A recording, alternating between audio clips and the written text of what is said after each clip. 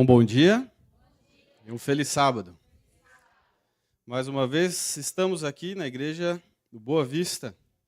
Meu nome é Amaury e eu sou um líder adventista e jovem. Sou muito jovem. Se eu tirar a barba, menos 15 anos. Eu deixo a barba para passar um pouco mais de respeito, assim, para parecer mais sério, porque eu sou muito brincalhão. Mas desde já agradeço ao convite do Robson, em nome de toda a liderança da igreja do Boa Vista, em ter o prazer de trazer a palavra de Deus aqui e dividir com você mais uma vez. Eu sou casado e a minha esposa é o meu braço direito. Infelizmente, ela não pôde estar aqui comigo hoje, assim como ela não pôde estar da última vez que eu vim aqui também. Eu tive aqui a última vez no dia 3 de novembro, trazendo a palavra, e ela tinha tido uma crise renal muito forte. Precisou fazer uma cirurgia, remover a pedra, ficou uma semana com catéter, então ela não estava tão bem para poder vir. Mas eu tive um compromisso e vim. E dessa vez, ela tem um outro compromisso, ela está carregando o nosso filhinho, a nossa filhinha, né? Já sabemos, é uma menina, se chamará Anne, só que ainda de tudo ela está viajando com a mãe dela e não pôde vir, é um pouco longe, então não está aqui conosco hoje. Mas é um prazer poder voltar aqui. Hoje eu vim, inclusive, de carona com o Yuri, que cantou aqui. Ele é meu primo. Ele já esteve aqui algumas vezes também cantando com vocês. E a Bianca, que também veio junto aí. E também a Alice, que está junto na barriga. Então, os primos estão com os filhos no forninho juntos também. E, além de tudo, a gente morava porta com porta, assim, no apartamento. Era um do lado do outro. Agora ele já se mudou, mas vivemos bons tempos juntos. E agora estamos vivendo uma nova fase juntos, que é a fase do preparo de trazer mais uma vida para este mundo, né? Que é muito séria. E é por isso que eu deixei a barba, entendeu? Para esse lado sério, cara de pai agora. Mas quando o Robson me convidou para essa festa, esse dia tão importante, que além de sábado já ser um dia extremamente importante, é um dia festivo, comemorativo de jovem adventista. E como eu falei, eu sou jovem adventista. Então eu vim trazer algumas palavras com ideias jovens adventistas. E eu quero saber para quem que eu vou falar isso. Quem que vai escutar aqui? Tem algum jovem aqui ou não? Se tiver, levanta a mão. Se você é jovem, levanta a mão. Eu estou vendo gente com a mão abaixada. Se você é jovem, levanta a mão. Tem alguém aqui com 245 anos? Não.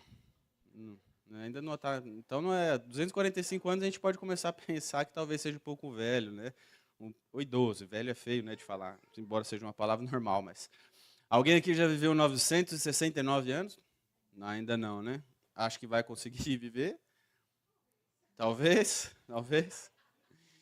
É um pouquinho de bastante. Alguém aí já fez um trabalho assim que durou 120 anos para ter que terminar? Não. Então acho que todo mundo é jovem, né? Eu acho que vou perguntar de novo. Tem algum jovem aí? Se você é jovem, levanta a mão. Ah, sim. Dentro desses parâmetros, todo mundo é jovem, né? A questão do tempo é extremamente relativo. Um minuto. Se eu parar aqui agora de falar e ficar um minuto só olhando para a cara de vocês, vai ser bem esquisito, né? Do nada, ficar um minuto parado sem falar. Mas um minuto antes de uma freada em um acidente ia fazer bastante diferença, né? 20 minutos esperando um ônibus é um sufoco. Ainda mais se você estiver atrasado. Aí parece que o tempo anda mais rápido. A gente acha que quando a gente está com pressa, o tempo anda mais rápido. Né? Não anda, só você que atrasou mesmo. Mas 20 minutos fazendo alguma coisa que você gosta, às vezes não dá tempo nem de arrumar as coisas para começar a fazer. Né? E ser jovem é algo que mexe com o nosso tempo, mexe com o que a gente tem de vida, de tempo de vida. Meu pai uma vez fez uma pergunta, e de vez em quando eu divido isso com as pessoas. É uma pergunta com pegadinha, tá? Então, se você responder errado, não tem problema, mas lá no céu, que nós acreditamos, acho que todo mundo aqui já sabe como é que vai ser, nós vamos ter uma vida diferente dessa que a gente tem aqui na Terra, sim ou não? Não. Eu falei que tinha pegadinha, né? Então, o óbvio é você responder o errado, né? Mas eu, Amaury, lá no céu, vou deixar de ser Amaury? Não vou. A minha vida é uma só. Eu vou passar por uma transformação, apesar de não parecer que precisa tanto, assim, de aparência e tudo. Mas vou passar por uma transformação. E a principal delas é ser o quê? Qual a mudança que Jesus vai fazer em nós quando Ele voltar? Nos tornarmos incorruptíveis. Eu não vou ter mais a presença do pecado, nem as consequências, e nem a ação dela mais na minha vida. Mas a minha vida ainda continua sendo o Amaury. Eu não tenho uma outra, vou ter uma outra vida no céu. Não vai. O estilo de viver, a vida que é vivida no céu é diferente. Tudo bem, até aí tudo bem. Mas a minha vida é uma só. E às vezes o mundo usa essa prerrogativa para jogar a vida no lixo. A vida é uma só, tenho que curtir, viver os prazeres ao máximo.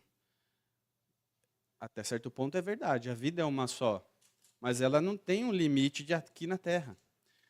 Viver essa esperança que nós temos, esperar a volta de Jesus para poder viver eternamente, embora a gente entenda, mas não compreenda essa dimensão do que é viver eternamente.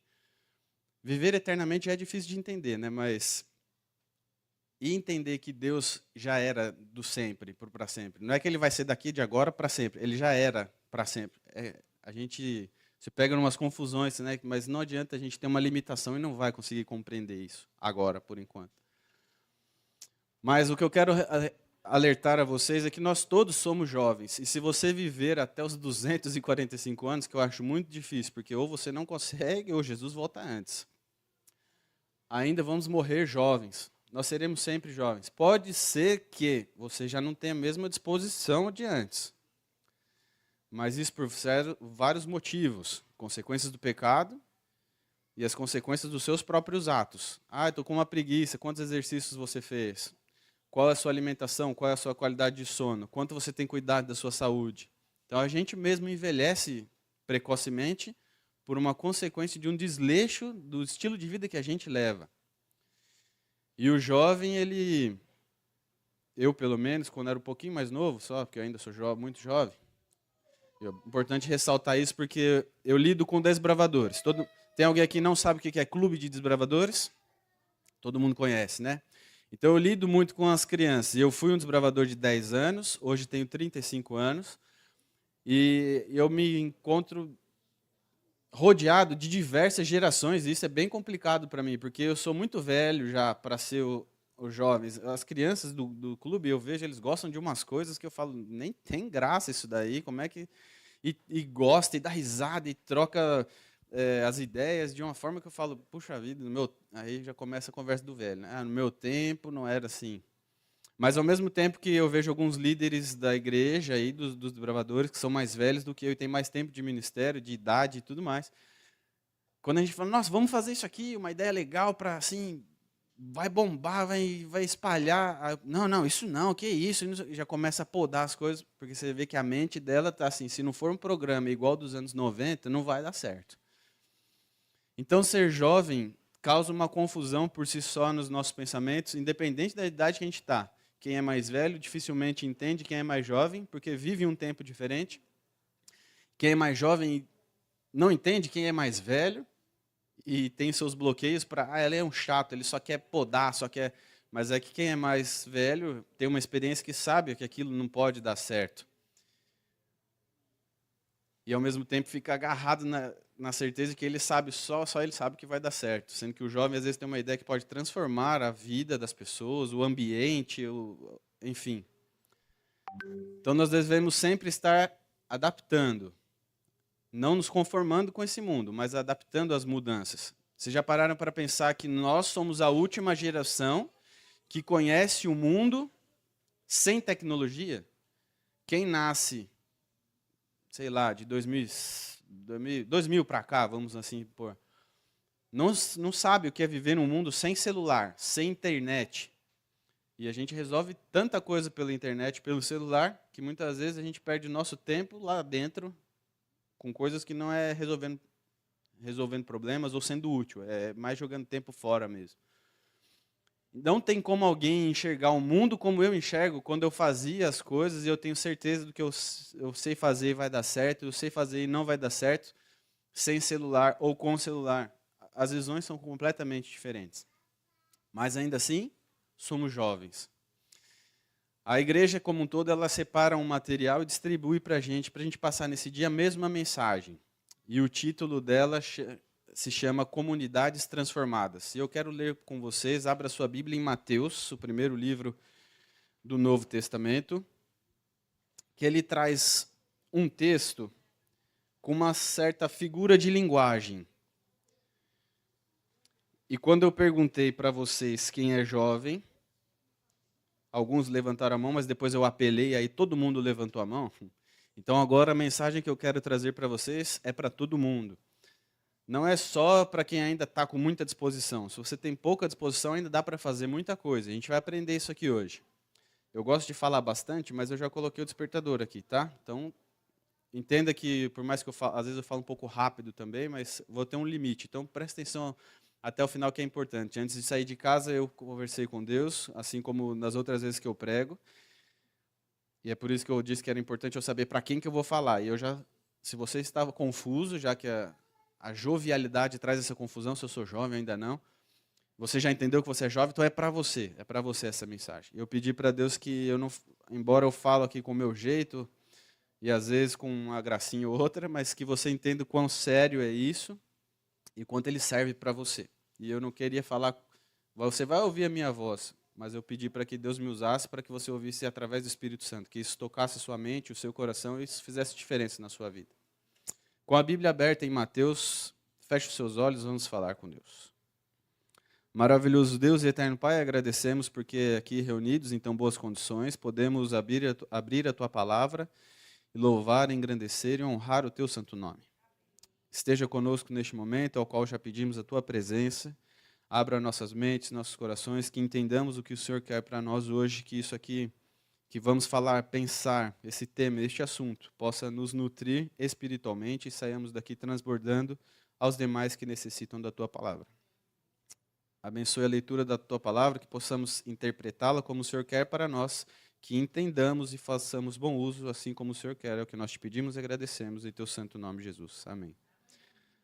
Vá até o capítulo 5, Mateus capítulo 5. Nós vamos ler do verso 13 até os 16. Aqui fala um pouquinho sobre as bem-aventuranças. Quando Mateus escreveu, um dos discípulos de Jesus, ele escreveu para um povo que permaneceria na palavra. Hoje nós estamos aqui, permanecendo na palavra, sim ou não? Então serve para a gente. Às vezes a gente tem dificuldade, isso era para aquela época, foi escrito para aquelas pessoas. E a gente tem que entender que muito dos conteúdos foi verdadeiramente escrito para o povo que vivia lá naquela época. E muito dos conteúdos foi escrito para um certo tipo de povo, independente da época. Então, aos separados de Deus, ao povo de Israel, quem segue a Jesus, foi escrito e deixado diversas orientações, independente do tempo e do ano que estivéssemos vivendo. E esse aqui é um deles. E a gente vai fazer algumas analogias aqui. Então, 5, lá a partir do verso 13 até o 16, nós vamos ler assim. Na minha versão aqui, que é a versão internacional, diz o seguinte: o sal da terra é a luz do mundo. Vocês são o sal da terra. Mas se o sal perder o seu sabor, como restaurá-lo? Não servirá para nada, exceto para ser jogado fora e pisado pelos homens. Vocês são a luz do mundo. Não se pode esconder uma cidade construída sobre um monte. E também ninguém acende uma candeia e a coloca debaixo de uma vasilha. Ao contrário, coloca no lugar apropriado e assim ilumina todos que estão na casa. Assim brilha a luz de vocês diante dos homens, para que vejam as suas boas obras e glorifiquem ao Pai de vocês que está nos céus. Então aqui ele vem falando sobre de certa forma, de uma figura de linguagem, né? Ele fala duas coisas bem importantes, que vós sois o sal da terra e luz do mundo. Eu não sei se você já teve que comer comida sem sal. Eu já experimentei uma vez, assim, tipo uma semana, e é bem difícil. E o sal tem gosto ou não? Tem gente que se confunde um pouquinho, né? Sim e não, né? Na verdade, ele realça o gosto, o sabor dos alimentos, mas ele por si só não tem um gosto específico. A gente sente que é salgado, né? Que a papila gustativa percebe isso. Mas não dá para comer um prato de sal, né? Não dá. Mas se o sal não tiver sabor, eu vou pôr ele na comida? Vós sois o sal. Então, o sal faz diferença na comida ou dentro do saleiro? Na comida. Então, se nós somos o sal, o que ele está querendo dizer com a gente sendo o sal neste mundo? A gente vai fazer diferença dentro da igreja? Vai. Eu estou cheio de pegadinha hoje. Mas é para te chamar sempre a sua atenção.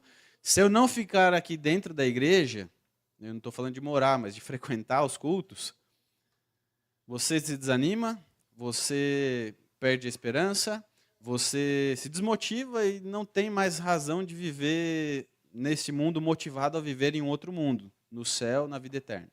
Então a igreja é importante. Então o sal ele é importante no saleiro? É, porque quando o saleiro está vazio, aí você vê o quanto ele é importante. E principalmente quando você vai fazer a comida e aí não tem o sal. Você abre o saleiro e está vazio. Surpresa. É ruim, né? Precisa do sal. Precisa do sal. E quando ele fala sobre sermos sal, e por que eu disse que serve para todas as gerações, quem vivia naquela época e de agora, vocês sabem de alguma época em que o sal deixou de ser alimento e usado no alimento e foi descartado? Até hoje não, né? Desde aquela época, desde que se conhece o mundo. E futuramente, vocês já acham que o sal vai deixar de existir? Dificilmente, até porque a gente não sabe prever o futuro, né? E ele também diz que nós somos luz do mundo. E no verso, ele fala que nós somos luz do mundo e dá um exemplo de ser luz. Por exemplo, acabou a energia. Dentro da sua casa está escuro, é a noite, e você ainda precisa fazer alguma coisa. Você acende a vela e põe debaixo da cama? Não, porque vai pegar fogo também, né? Mas assim, você acende uma vela e esconde a chama da vela, a luz da vela? Para que acendeu, né? Acendeu é justamente para iluminar. Então você vai pôr em cima de um armário, em cima de uma mesa, em cima de algum objeto, algum suporte, para ela iluminar o máximo possível. Então quando diz que nós somos a luz do mundo, não é para ficar intocado dentro só da igreja.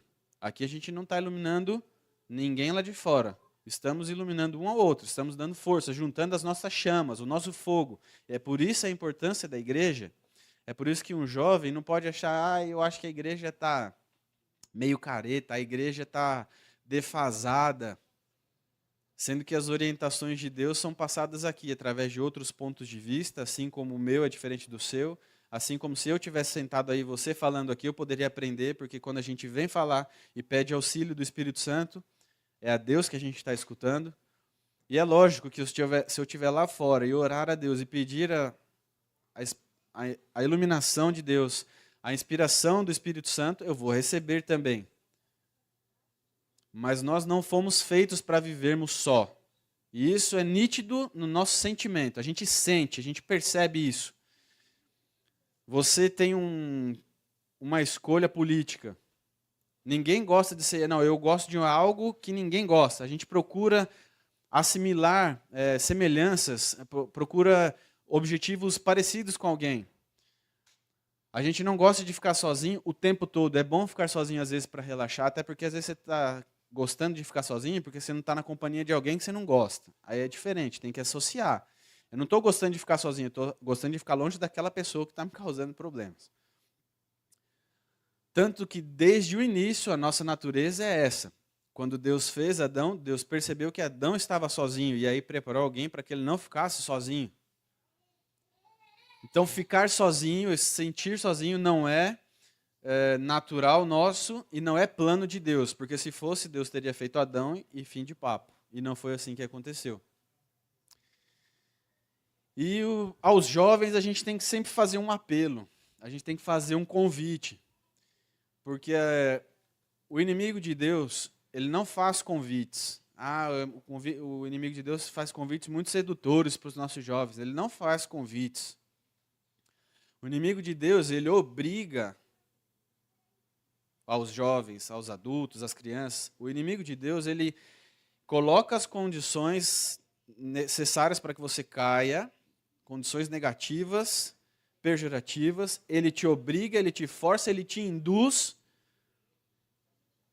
para que você caia no erro, para que você não se atente. E o jovem, por estar descobrindo uma certa autonomia, saindo de casa, já não obedece tanto aos pais, no sentido de pode sair sozinho e voltar sozinho, começa a trabalhar, aí começa a comprar as próprias coisas conforme os gostos que ele tem.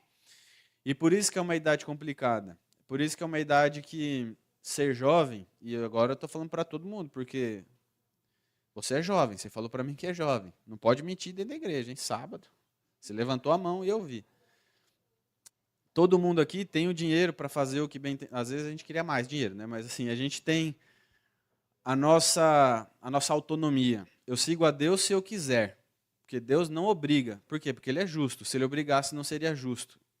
E é por isso que nós vemos que Satanás é injusto e ele obriga sim.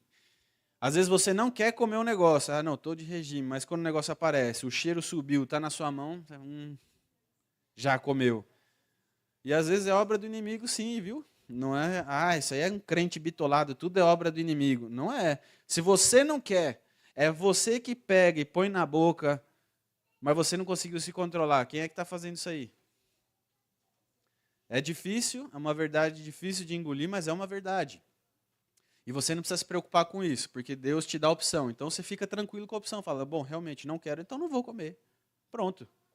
É assim que funciona. Mas o jovem, tão contente com essa autonomia, com essa permissão que ele tem de fazer o que ele quer, de acordo com o que ele quer, que ele, entre aspas, não tem mais que fazer só o que os pais mandam. Ele começa a se vislumbrar com o que o mundo oferece e começa a se distrair, e aí ele vai se distanciando. E é por isso que ele tem que estar aqui na igreja, para que não se distraia. Por isso que ele tem que estar aqui na igreja, para que ele mantenha o foco, para que ele relembre, para que ele não caia no esquecimento. Ou numa vida após a outra. Né? Eu vi um vídeo na internet, e tinha uma mulher sendo entrevistada, e ela disse assim, e eu quero fazer essa pergunta para você pensar na sua vida aí. O que você prefere? 10 milhões de reais na sua conta? Não, vamos aumentar, vai. 10 milhões de dólares, vai, na sua conta agora.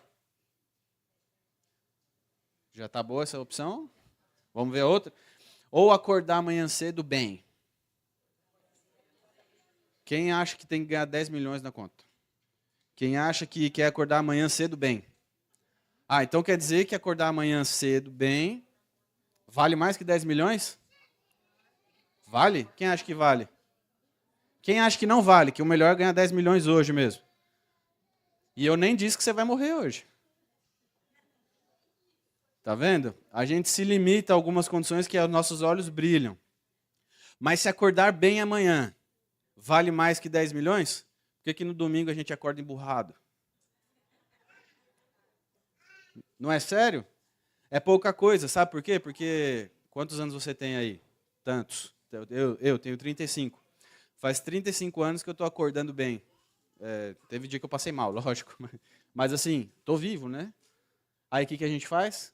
Um dia após o outro. Cai na rotina, cai no costume. E é isso que o Satanás faz. Tem aquela outra história que fala sobre um jovem em cima de um muro. E ele olha para um lado, Satanás e seus anjos, tomando suquinho, relaxado, curtindo. E aí ele olha para o outro lado do muro, ele em cima do muro. E aí Jesus, seus anjos, aflitos, falando, desce, venha para cá, desce daí. Desça para cá agora, saia de cima desse muro, venha para o nosso lado.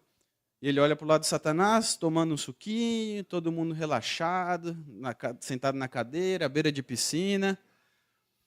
E aí ele olha para Jesus quase chorando, aflito, desce, você tem que sair daí, sai agora, vem para o nosso lado, vem. O tempo é curto, não vai ter mais tempo, a sua decisão é agora. E aí ele pergunta, mas espera aí, Jesus, os caras relaxadão lá, tomando suquinho, deitado na beira da piscina, tranquilo, e você nesse desespero, e eu vou ter que descer? Aí ele olha para Satanás e fala, mas e vocês, por que vocês estão de boa? Ele fala assim, porque o muro é meu. E isso choca a gente, porque você não precisa fazer esforço, você já está no muro. E se você decidir cair para lá, ele vai subir no muro, vai te convidar, vai te obrigar, vai fazer pezinho para você, vai te jogar para cima do muro de novo, ou se possível para o outro lado. Porque ele obriga, ele faz de propósito. Sabe quando você erra uma questão numa prova e depois sai o resultado da prova? Todo mundo errou. Aí você fala, ufa, não foi só eu que errei. Isso aí é uma sensação do inimigo, sabia? Você errou, você não tem que estar feliz porque todo mundo errou. E o inimigo, ele está feliz quando todo mundo erra porque ele divide a culpa. E o jovem distraído vai dividir essa culpa. Eu quero ler para vocês, aliás, não vou ler, vou só citar. Nesse conteúdo sobre o Dia do Jovem Adventista, o Dia Mundial do Jovem Adventista, que eu falei que a igreja prepara e manda para todo mundo, dispara aí para a liderança jovem, conta a história de um cara chamado Mohamed Ayub. Ele mora no Paquistão e na capital, eu não sei a pronúncia correta, mas Islamabad, é a capital do Paquistão. E ele estava extremamente insatisfeito com a educação que o país recebia. O país é carente, não é como o nosso, que a gente acha que já é carente. Mas lá não tem educação para crianças, não tem escola. Os pais ensinam o que pode com a vida, nem todos aprendem a ler e escrever, e continuam vivendo o que aprenderam na vida. Ele começou a dar aulas em uma praça pública, sentados no chão. Ele conseguiu uma lousa, levava essa lousa e dava aula para as crianças. E ele faz isso, é uma história real, não é nada inventado. Ele tem hoje 57 anos e faz 30 anos, mais de 30 anos que ele faz essa prática. Hoje, diversos alunos que aprenderam com ele no começo tomaram a mesma atitude de dar aulas na praça pública para as crianças terem acesso à educação que o país não fornece. Mohamed Ayub, você acha que ele foi sal onde ele mora ou não? Você acha que ele foi luz na comunidade que ele mora ou não? Então o tema comunidades transformadas tem que fazer sentido para a gente, porque a gente tem muita condição, e se com as condições que você tem, você não está fazendo nada, você está sentado nessa conformidade com esse mundo, nesse viver de um dia após o outro. É um dia após o outro. Amanhã eu vou acordar bem, amanhã eu vou acordar bem. Distraídos, porque não tomaram a decisão de contagiar esse mundo como a Bíblia pede que nós sejamos. Luz do mundo, sal da terra. E algumas perguntas eu separei para a gente pensar. Onde que eu devo começar uma mudança que eu quero? Muita gente quer uma mudança no governo, e aí depois vai lá e vota num candidato que é o favoritinho do coração dele. Rouba mais faz. Isso é uma das coisas piores que a gente escuta, né? Rouba mais faz, eu vou votar nesse. Ah, esse daqui não roubou. Ah, ele dividiu o dinheiro com não sei quem, mas fez isso, fez... Não tem justificativa para a gente defender quem faz o que é errado. Só porque você não gosta de um outro, não tem porque você gostar de um outro que também é errado. Só para se opor à ideia de alguém que você acha que está errado. De que forma eu posso contribuir para que haja mudança na minha comunidade? Igual eu falei, talvez você não tenha a mesma disposição de ser jovem. Vai lá para o centro da cidade, vai mudar São José dos Campos. Mas e o seu vizinho já sabe que você é adventista? Às vezes uma quantidade de sal não dá para servir em um restaurante, mas em uma refeição dentro de casa dá. Você está sendo sal para o seu cônjuge? Você está sendo luz para a sua família? Começa daí. Uma vela acende outra, outra acende outra, acende outra, e muitas velas podem ser acendidas, mas se uma apaga, podem ser acesas. Acendidas, está errado, né? Podem ser acesas, mas se a sua apagar, a sua não vai acender nenhuma.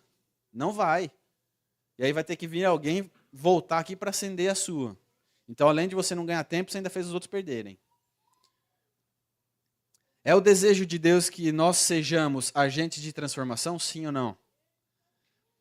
Eu tenho um pensamento, eu nasci em um lar adventista, agora eu vou para umas coisas meio doidas que eu fico viajando às vezes, mas eu quero que você entenda quão sério é. Então, eu vivi a vida inteira dentro da igreja. E aí eu fico pensando assim, bom, eu já sei, esse mundo vai acabar mesmo, e eu vou viver para sempre no céu se eu entregar minha vida a Cristo, guardar os pecados, manter a fé em Jesus. Falei errado. Guardar os mandamentos, me abster do meu pecado e manter a fé em Jesus.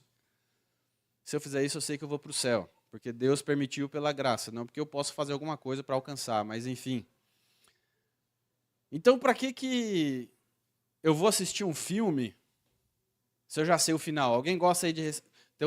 Quem não conhece a palavra spoiler é quando alguém te fala um negócio antes de acontecer. Aí você perde a graça, né? Fala, eu já sabia. Mas você gosta de assistir um filme sabendo já o final? Tem filme que a gente gosta de assistir várias vezes, né? Tudo bem, já sabe o final, mas é porque você gosta da história. Mas você assistir um filme novo, é um suspense, está todo mundo falando do filme, aí você quer que alguém te conte o final antes de você assistir? Não, é ruim. Então eu penso assim, isso é minha vida aqui na Terra, vai ter um final, eu vou viver para sempre, essa vida na Terra não vale nada, vai acabar, vai ser transformado, não é aqui que é para eu viver. Não dá vontade não estou falando que eu quero morrer logo. Mas não dá a impressão que a gente tem que morrer logo, porque pelo menos eu estou na certeza de que estou no caminho, vou ser salvo e quero viver o céu. E chega desse mundo, porque esse mundo é ruim. É triste demais, é sofrimento. Tá quase no...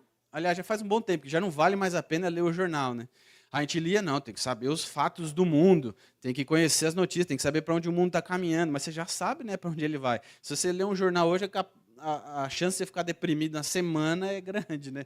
Porque é só desgraça. E quanto mais sensacionalista, e hoje ainda mais no celular, o link lá, tal criança violentada, não sei o que você faz. Nossa, e vai lá e clica para ver.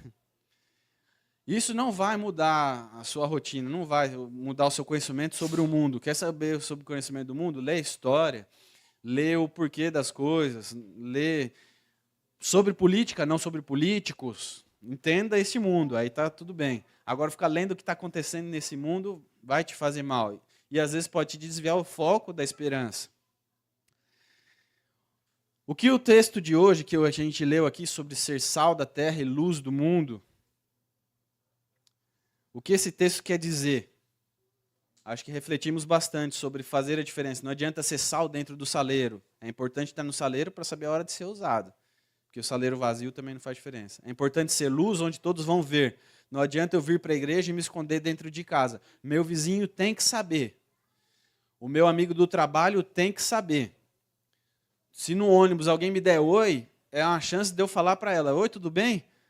Jesus, você procura um assunto, o seu cadastro está desamarrado, vai cair, hein? Que Deus te protege, porque Deus protege, porque Deus faz isso, Deus mudou. É uma chance, é uma oportunidade, você tem que ser luz, as pessoas têm que ver em você a luz, tem que sentir o gostinho de quem vive ao lado de Jesus. Existem alguns filósofos com diversos pensamentos, e eu tenho um certo preconceito, porque esses filósofos, às vezes, parece que eles querem saber mais que Deus. Não, eu vou falar uma frase aqui que vai impactar o mundo, eu vou ser famoso e conhecido, alguma coisa assim. Eu tenho um certo preconceito assim com esse medo, mas quando você começa a estudar os filósofos, você fica até feliz, porque todos eles, no final das contas, e principalmente no final da vida, percebem, por mais que sejam muito inteligentes, desenvolvidos, elaborem funções matemáticas e tudo mais, eles percebem que no final da vida, ou em algum momento, tem um vazio que é preenchido com Deus, com Jesus, que eles não conseguem explicar. E que por mais que estude a ciência, tudo que existe nessa terra, nesse mundo de possível estudarmos, no final eles não encontram explicação. Não são suficientes para um total. Mas Sócrates escreveu uma frase que é muito conhecida, que diz assim: para mudar o mundo, comece mudando a si mesmo. Que foi um pouquinho do que a gente falou aqui. Não adianta a gente reclamar de tudo e a gente continua fazendo igual. Sabe o que eu quero dizer com isso? Tem uma vaga lá que não é para você, vaga de gestante. Agora eu posso. Eu posso quando eu estiver com a minha esposa. Se eu estiver sozinho, não posso. Todo mundo fala, vocês estão grávidos? É levar em consideração a situação, né? Mas se eu estiver sozinho, não adianta. Mas agora eu posso usar aquela vaga. Mas o brasileiro, tudo certinho, que reclama da corrupção, que reclama do roubo, dos políticos, que reclama da realidade do país. Mas eu não vou nem comprar, moço, eu só vou deixar um documento. Aí para naquela vaguinha. É errado. Vai atrapalhar alguém? Talvez nem atrapalhe. Mas só de ser errado você não tem que fazer. É só 5 minutinhos. Não é por tempo. É por prioridade. Vaga para idoso, vaga para cadeirante, vaga para gestante. Não é a minha vaga. E a gente quer reclamar do quem faz o errado no grande, que está lá milhões de desvio. Mas os seus 5 minutinhos pode custar algo caro para alguém que às vezes não vai ter condições de pagar, por exemplo. Se você esbarra no carro de alguém lá, aí depois não tem como pagar. Aconteceu comigo. Um cara bateu de moto no meu carro e ele voou. Era uma descida, ele saiu rolando a moto por cima e coisa e tal. E aí eu desci do carro bem preocupado com ele, inclusive. E com o meu carro também. Mas eu desci e falei, e aí, você tá bem? Vai pro hospital? Não, estou bem, mano, não vou pagar não. Falei, calma, cara. levanta. O cara deitado no chão lá, levanta e ficando de pé, assim, então, nossa, e agora que... Me deixou um prejuízo grande, sabe? E sabe o que ele estava fazendo? Andando na contramão. Ah, mas é que estava uma fila, eu fui desviar, vou ser bem honesto para você aqui, ó. Você sabe que todo motoboy faz isso, né? Eu falei, cara, só porque todo motoboy faz, não quer dizer que está certo. Descendo na contramão, na chuva, e atrás dos carros, porque a via descia assim, e eu ia atravessar assim. Tava uma fila, né? E o cara me deu a vez. O que eu ia fazer? Atravessar. E eu podia atravessar, mas o que eu fiz? Pus o biquinho do carro, dei aquela olhada, buf, já aconteceu. Se eu tivesse ido de uma vez, o prejuízo ia ser grande. Mas foi por causa de 5 segundos que ele pensou ali em fazer o que é errado. E fez o que é errado. E aí Aí a moto dele esbagaçou tudo. Ele disse que era o ganha-pão, que ele não ia ter mais o que fazer. Eu falei, cara, além do seu prejuízo, tem o meu também. Eu não procurei mais ele. Ele falou que ia conversar comigo, anotamos o celular, nunca mais falou comigo. Isso já tem umas 3 semanas. Mas ele falou uma coisa para mim que me impactou. Ele falou assim, cara, olha aí para a sua situação, você vive melhor do que eu. Aí eu falei, cara, minha mulher está grávida. Eu vou gastar um monte agora. Você nem sabe da minha conta bancária. Eu fui bem sério com ele. Mas eu não conseguia parar de pensar no que ele me falou. Ele não falou para mim enrolar, sabe? Porque tem muito motoboy que você vê que é meio tranqueirão. Aquele cara era um cara pai de família e você vê que ele estava na luta. E a moto dele arrebentou bastante mesmo. E como é que ele ia continuar ganhando dinheiro dele? Eu estava pensando em poder ajudar ele. Mas de coração eu não podia mesmo. Tá? O bebê, vocês que têm filho sabem, né? O bebê nem chegou, mas as contas já. Os boletos, essas coisas. Enfim, o que ele pensou em fazer errado, deixou levar errado, levou uma consequência muito grande, muito séria. E a nossa vida é assim. São essas pouquinhas coisas que a gente está acostumado. Ele falou para mim que ele tinha acabado de arrumar a moto, gastou R$ 800 de um outro acidente. E, cara, você precisa se orientar, você está meio mal, aí você prestar mais atenção, né? Se depende daquilo, não pode ficar andando daquele jeito, né? Enfim. Mas a gente é assim na nossa vida. Eu faço essa alusão porque em poucos detalhes a gente vai perdendo o foco, vai perdendo a concentração e pode perder a eternidade por causa dessas pouquinhas coisas. Então a mudança precisa acontecer na gente e a gente precisa levar essa mudança. Não adianta ser crente só aqui dentro da igreja, é importantíssimo. Porque às vezes tem um líder da igreja aqui que discorda de você, aí dá vontade de brigar dentro da igreja, né? O irmão atribulado. Não é só você que sabe que é o certo, o irmão também sabe. Devemos orar uns pelos outros, nos fortalecer e mudar essa... Não tem o porquê de existir a igreja, e voltando àquele pensamento que eu falei do filme, a igreja está aqui para que o filme se cumpra, a história se cumpra, para chegar no final feliz. E eu já entendi, e é por isso que hoje eu não penso que eu quero morrer logo. Se Deus me deu a oportunidade de viver, e inclusive de estar hoje aqui falando para vocês, é porque eu tenho que fazer isso. Você tem que fazer isso, não é só eu. É muito fácil sentar aí e só ouvir. E eu não estou falando né, que você precisa vir agora aqui e pegar o microfone da minha mão. Mas se você tiver uma chance, ou criar essa chance para poder falar para alguém, você tem que fazer. Essa transformação precisa acontecer dentro de você, para você levar isso para dentro da casa e da vida das outras pessoas que estão dependendo. Porque às vezes ela não teve a mesma luz que você, ela não teve a mesma instrução que você. Como eu falei, eu nasci dentro da igreja, então eu sempre fui orientado, sempre recebi a luz. Se eu quiser sair agora da igreja, eu posso sair, é uma decisão minha, eu já entendi o que é certo e o que é errado. Mas tem gente que ainda não, cresceu numa casa que só tem que ser bonzinho. Não pode matar porque vai ser preso. Não pode roubar. Tudo bem, ela tem alguns certos conceitos do que é certo e do que é errado. Mas se ela não entender que existe uma vida eterna, não tem por que ela nem viver nesse mundo, que é só uma desgraça. Em Romanos 12:2 tem uma passagem muito conhecida que diz assim, quando Paulo escreveu, transformai-vos pela renovação da nossa mente. Você já conhece isso. E no texto que foi escrito em aramaico, a palavra que foi usada para transformação na nossa língua é usado também como metamorfose. E metamorfose é uma mudança, é uma alteração de propriedade, de conteúdo físico, espiritual, de estilo de vida. Metamorfose é uma mudança drástica, é deixar de ser algo para ser algo novo, mas ainda com a mesma essência.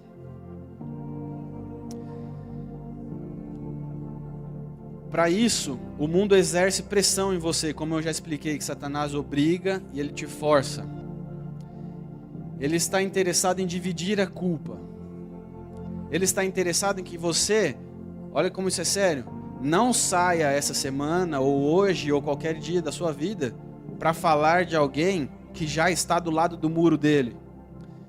Se tem alguém em cima do muro esperando você convidar para descer, fazer o convite, estender a mão, Satanás ele está interessado em te bloquear a fazer isso. Ele é pressionado a dividir essa culpa, a condenação, pelas consequências do erro que ele tomou como decisão e agora está colhendo.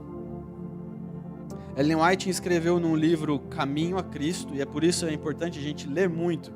Quando a gente não lê, a gente é obrigado a acreditar no que os outros falam. E isso é bem ruim e sério. Mas no livro Caminho a Cristo, Ellen White escreveu que a transformação de caráter, e por que é importante ler? Porque às vezes a gente está esperando essa ideia, e é só ler que a ideia vem à mente. A gente não lê, a gente não vai atrás da informação.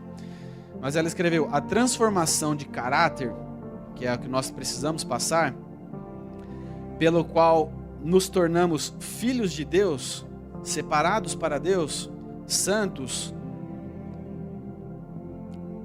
é o resultado da obra do Espírito Santo em nós. Entenderam que não existe o que nós façamos que nos leve à salvação? Não está ao meu alcance fazer alguma coisa para receber. Mas Jesus veio a este mundo e o fez. Morreu na cruz para que você pudesse ter essa salvação.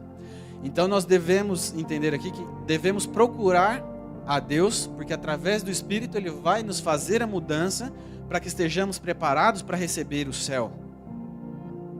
Este processo de renovação nos prepara para viver em harmonia com os princípios do céu. É você se acostumar, estar pronto, entender que você vai viver no céu. Eu disse que minha esposa está grávida e a gente planejava ter esse filho, essa filha. E aí parece que mesmo quando acontece não cai a ficha. Acho que por isso que Deus dá 9 meses, que é para a gente se acostumar.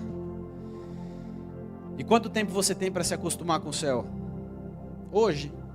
Porque ontem já foi. Se você errou ou se acertou, não muda nada o fato de que é hoje a sua chance.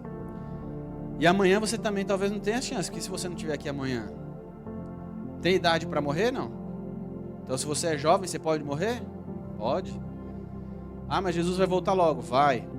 Mas se ele não voltar enquanto você estiver vivo, e aí? Você decidiu o quê? Esse é o tempo. Só pela entrega completa e pela fé em Cristo é que podemos experimentar a mudança necessária. Não há mudança em nós se a gente quiser fazer alguma coisa para mudar. Não há. O primeiro passo é buscar a Deus, para que aí Ele nos mude. Porque às vezes a gente até tem uma boa intenção. Eu quero ser melhor, Senhor Deus. E agora eu vou acordar mais cedo todos os dias. Aí você atrapalha a rotina da família, não comunica isso com quem mora com você, acende a luz e tem gente dormindo ainda. Mas é pro bem, porque agora eu vou fazer exercício. Mas Deus tem orientação certa para você. Você quer fazer exercício? O que é bom, Ele vai te explicar como fazer. Ele vai te orientar como fazer. Você tem que buscar a Deus para que o Espírito Santo trabalhe em você. E é por isso que o nosso corpo, o templo do Espírito, tem que estar apto para receber a Deus. Se a minha mente estiver deturpada, se eu estiver acostumado com este mundo, eu não vou conseguir ouvir a voz de Deus. Devemos buscar tempo de qualidade com Deus, para que Deus faça essa mudança e entender que só Ele que vai nos mudar. Para a gente finalizar, a comunidade deve ser impactada por quem nós somos. E existe um texto em Tiago 2,17 que é muito conhecido de vocês também. Não precisa ler, mas eu quero lembrar aqui, que a fé sem obras é morta. Então quem está pregando, quem está vivendo, dividindo, quem está levando a Deus, vai para o céu? Vai, esse é o caminho. Mas não é porque ele está fazendo isso não garante nada. Mas ao mesmo tempo que quem acredita que existe uma vida eterna, quem acredita que existe mudança possível, a gente vê diversos testemunhos, ex-drogado, ex-bêbado, ex-prostituta, ex-homossexual, diversas situações que esse mundo leva a fazer o que é errado. E a vida é transformada e ele começa a testemunhar e mudar a vida de outras pessoas. Acontecem com tanto tipo de erro, de gente que a gente julga ser mais errada, aquele lá é um ladrão, mas ele também pode ser transformado. Se você já passou por a transformação, é santo, é do povo de Deus, e não está levando essa mensagem, você está demonstrando que você não tem fé, porque a fé sem obras é morta. Você tem que estar agindo. É necessário uma mudança. É necessário que você realize essa mudança, porque você buscou em Deus, através do Espírito Santo de Deus, fazer o que é correto e se preparar para o céu. E esse é um convite para o jovem. Saia a pregar. Saia a levar essa mudança que você precisa, que esse mundo precisa. Eu quero que você pense nisso, no que você pode fazer na sua vida de mudança. Eu gosto sempre de deixar uma tarefa. Como eu lido com desbravadores, toda vez que a gente termina, a gente deixa uma tarefa. Não é porque a tarefa é chata e você quer se sentir superior. Eu sou professor, vai fazer o que eu estou mandando. Mas é porque a tarefa nos faz levar adiante o nosso pensamento. Porque a gente tem que pensar. O que eu posso fazer? Se você tem um celular e gasta tanto tempo, convida alguém para vir na igreja semana que vem. É simples. Você já conhece a Bíblia, convide alguém para ler a Bíblia. Se você recebeu a mensagem na Novo Tempo, convide alguém para assistir Novo Tempo. É simples. Você tem que viver em ação. Viver transformando a sua vida para Deus. Minha mãe sempre dizia assim que o barco que está afundando não salva outro barco que está afundando. O seu barco tem que estar flutuando, boiando para salvar o barco que está afundando. Então, se você recebeu a transformação na sua vida, se você se considera do povo santo, que busca Deus, que tem a fé em Jesus, que guarda os mandamentos, você precisa estar transformando a sua comunidade. Esse convite é ao jovem, é feito ao jovem adventista, é feito ao jovem separado do povo de Deus. E aqui todo mundo levantou a mão, todo mundo é jovem, então é para você. Faça essa semana alguma atividade que vai transformar a vida de alguém. E não espere que você for fazer isso. Eu não tenho o poder de mudar a minha rua. Você tem. Mas você tem que pedir para Deus. E Deus abre as portas e faz o impossível que você não faz. Mas através de você, se deixe ser usado.